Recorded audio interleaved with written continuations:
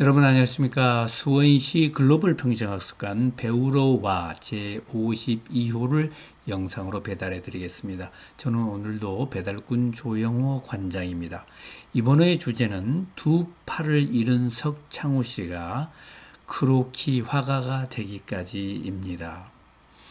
네, 저희 배우러 와에서는 삶과 배움, 배움과 삶에 얽힌 다양한 얘기를 해드리고 있습니다. 오늘은 석창호 씨 얘기를 할까 하는데요. 석창호 씨 보이시죠? 두 팔이 없는 분인데 의술을 하고 그림을 그리면서 웃고 있는 장면이 보이시죠? 이분은 정말 평범한 회사 직원 엔지니어였다고 합니다. 대학에서 전기공학을 하고 회사에 취직해서 엔지니어로서 일하고 있었는데 회사에서 큰 기계가 고장이 나서 그 기계를 수리하게 되었습니다. 전기 공사를 하게 됐는데요.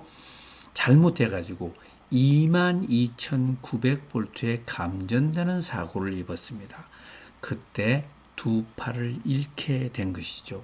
그렇게 해서 아무 일도 못하고 집에 있었는데 4살짜리 아들이 아버지 보고 그림을 그려달라 이렇게 요청했다고 합니다. 그때까지 석창우 씨는 그림을 특별히 그려본 적도 없고 잘 그린다는 평은 말할 것도 없고 또 그림을 배워본 적도 없고 그런 상황이었는데 아들의 부탁에 아빠가 제구실을 좀 해야 될 텐데 큰일 났다. 한번 그려보자.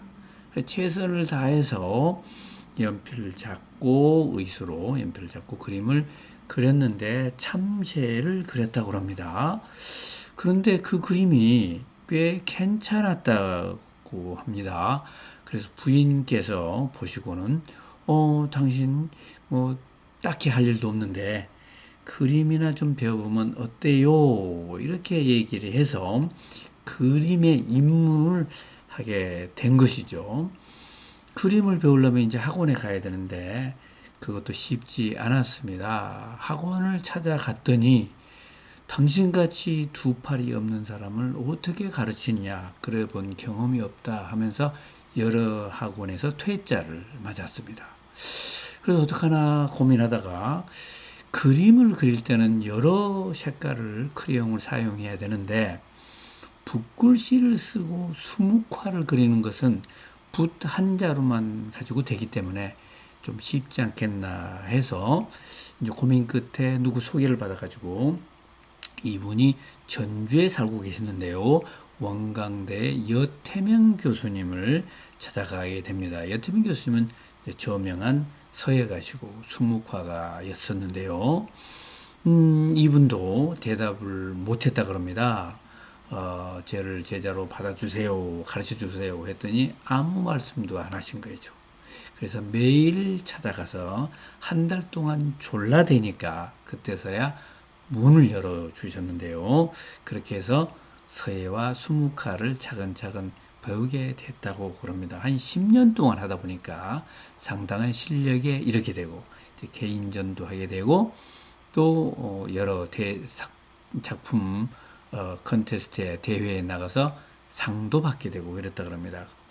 그렇게 돼서 이제 그림에 대한 관심을 좀 넓혀봐야 되겠다 해서 책도 보고 이제 동양화가 아닌 서양화에 대해서 또 배워보겠다 이렇게 생각하고 현대미술관을 찾았습니다. 그래서 거기서 크로키 학습을 하게 되는데 처음에 누드 크로키를 배웠다 그럽니다. 크로키는 이렇게 움직이는 그런 장면들을 포착을 해서 순간적으로 그림을 그리는 그런 그 화법인데요. 이걸 배워보니까 또 그 나름대로 그 맛이 있어서 자기가 원래 배웠던 이 수묵화와 크로키를 접목을 시켜보겠다. 이런 욕심이 든 것입니다. 그때까지 그런 시도를 한 사람은 없었던 것 같습니다. 그래서 석창호 씨가 수묵 크로키라는 장르를 개척을 하게 된 것이죠. 그 작품이 참 대단하시더라고요. 방송에 나온 작품들을 몇 개 모아봤는데요. 여기는 MBN 2016년에 방송한 장면인데 여러 사람들이 시청자들이 방청객들이 보고 계신 앞에서 이렇게 무용수들이 무용하는 모습을 직접 그리는 장면이네요. 조금 더 자세히 볼까요? 앞에서 보면은 이렇게 되겠습니다. 검은색, 빨강색들 그 무희들이 춤추는 모습을 이렇게 착 포착해서 그 에센스를 딱 그렸지 않습니까? 네. 그리고 이렇게 자전거 타는 장면도 이렇게 그리기도 하고 정말 독특합니다. 김연아 선수가 피겨 스케이팅을 하는 사진 연속 동작을 보고서 또 그것을 수묵화 크로키로 옮긴 그런 그림도 있죠.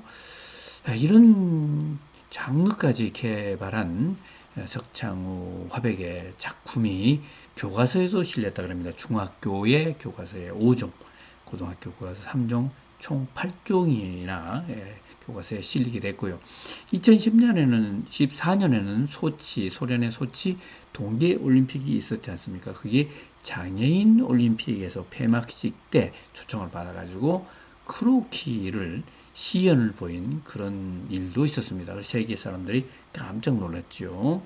평창 올림픽을 홍보하기 위해서 이런 이벤트를 가진 것 같습니다.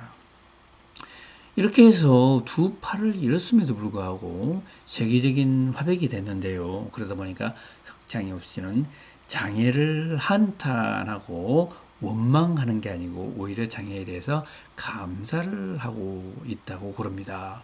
장애가 없었으면 어떻게 내가 이렇게 그림의 세계를 알게 됐겠는가? 내 속에 그림에 대한 재주가 있다는 것을 알게 됐겠는가? 그리고 장애가 없었다면 자기가 생업을 위해서 여러 가지 일을 하게 되고 또 놀러도 다니게 되고 뭐 이럴 텐데 그걸 못하게 되니까 그림에 오롯이 몰두해서 집중적으로 실력을 향상시킬 수 있는 계기가 또 된 것이죠. 그리고 이제 2015년부터는 성경 필사에 도전해서 붓으로 성경을 필사를 하고 있다고 그럽니다. 정말 전화위복이라는 말이 이분을 위해서 만들어진 것 같습니다. 단순히 위복 정도가 아니고요. 뭐 독창적인 그런 미술 세계를 개척을 했으니까 얼마나 대단하십니까?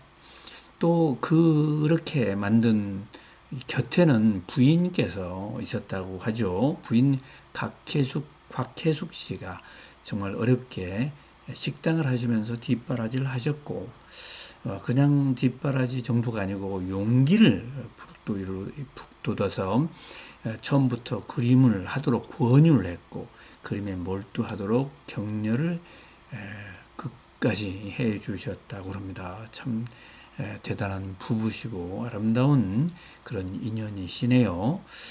참 이게 인간이란 게 참 대단한 것 같습니다. 인간의 재주가 어느가 어디까지 있는지요. 그리고 사실 우리가 알고 있는 우리의 인생이 전부가 아니라는 사실을 이걸 한번 깨우치게 됩니다. 우리가 갈고 닦고 배우고 노력하면은 정말 어떤 우리 재능이 발휘가 될지 어떤 인생의 작품이 만들어질지 참 모를 일이죠. 참 인간의 무한한 능력에 대해서 또 감탄을 하게 됩니다. 조영호 관장의 좌우지간 어록을 읽어볼까요? 석창우 씨의 말씀입니다. 이분 자전거를 많이 그렸는데요. 자전거는 인생과도 같아요. 나의 일생일 수도 있고 당신의 일생일 수도 있어요. 자전거는 페달을 밟지 않으면 넘어지잖아요. 열심히 하지 않으면 뒤처지게 되는 것 같죠. 네, 인생이 자전거와 같습니다. 또 장애인 물리학자 스티븐 호킹 박사의 얘기를 또 하나 가져왔습니다. 삶이 아무리 어렵게 보여도 거기에는 무엇인가 할 수 있는 것이 있고 또 성공할 게 있다. 정말 주옥 같은 말씀이네요.